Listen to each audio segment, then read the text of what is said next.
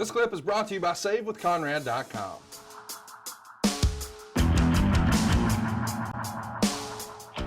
So we just, if you're following along with us, it's 5 minutes, 45 seconds where I'm at. Bob Geigel just announced that Wahoo McDaniel will not face Ric Flair in an Indian strap match for the title. The world champ Ric Flair comes out and, of course, takes his shirt off. And now Wahoo is out, and they're going to be brawling here in a minute. Flair's a babyface here, and we're going to see Tully make his way out.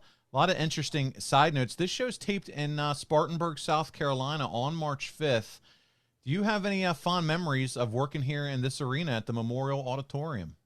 Well, it was my first TV taping, so you never forget that with a new company. You know, I just left Pensacola and just starting. So, you know, when you have your first television and you're in a locker room full of strangers and all the pressure that's involved there, and you want to do well, it's your opening TV, people are going to have their first impression of you. You know, and you better make a good one. It's just one you never forget. And that building, I tell you, one of the other things I remember was hot.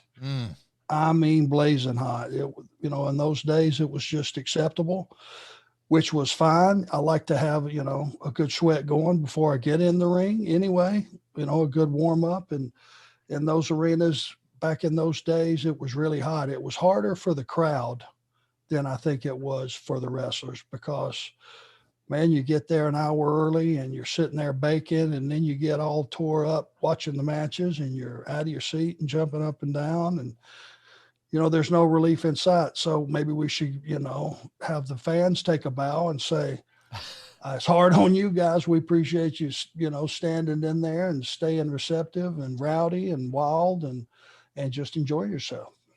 Yeah, and as we're watching this angle unfold here, Tully made his way to the ring, and Flair's a babyface, and they're attacking Flair. Wahoo has got the strap out, and he's giving it to Rick. Baby dolls hanging on Ric Flair, holding him on the ropes as these three are attacking the Nature Boy. But as they pan the camera around the crowd, all I see are these huge, big, bright lights. No wonder it was hot in there, but to your point. Yeah, it really was. You know, it's a weird thing, which I figured out pretty quickly. You know, Rick was a heel everywhere in the world except for the Carolinas. And it was because that was, I guess, he had started there, his career basically. And, you know, he was like a homegrown entity almost, even though he wasn't, but he was a babyface in the Carolinas. So there was a weird dynamic there. A lot of early Tony Schiavone here at the beginning. When did you really start to form a friendship, or was it around when you first came in, or did that kind of grow as you and Tony would work together through the years? Tony was just one of the guys that I'm sure, you know, came up and introduced himself. He's just such a nice person. He's a really nice man.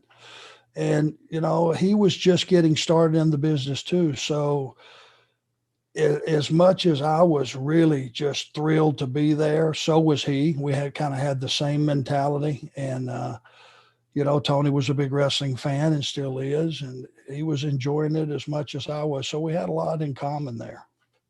Yeah, it's really fun to think about as we watch this together from '85. He's holding the mic, and my goodness, just a few nights ago, he's holding the mic for people still there in AEW. Just it's really cool to see him back where he belongs.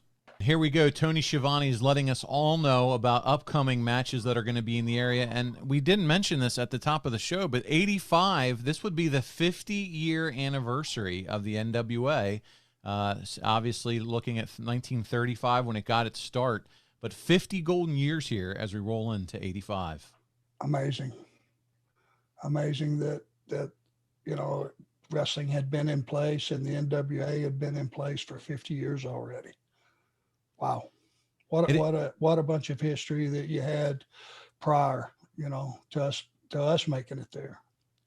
Are you, I know the NWA's back. It's obviously under different ownership now and they're doing their own thing. Are you happy to see that it's back as a brand in wrestling? Well, sure. Absolutely. If there's not room for that, you know, what is there room for? Right.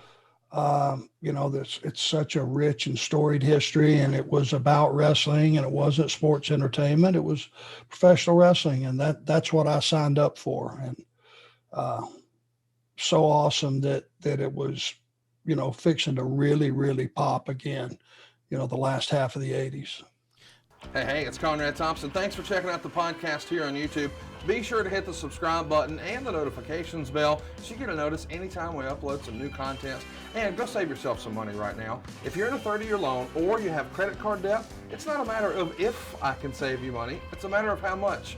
Find out right now for free at SaveWithConrad.com.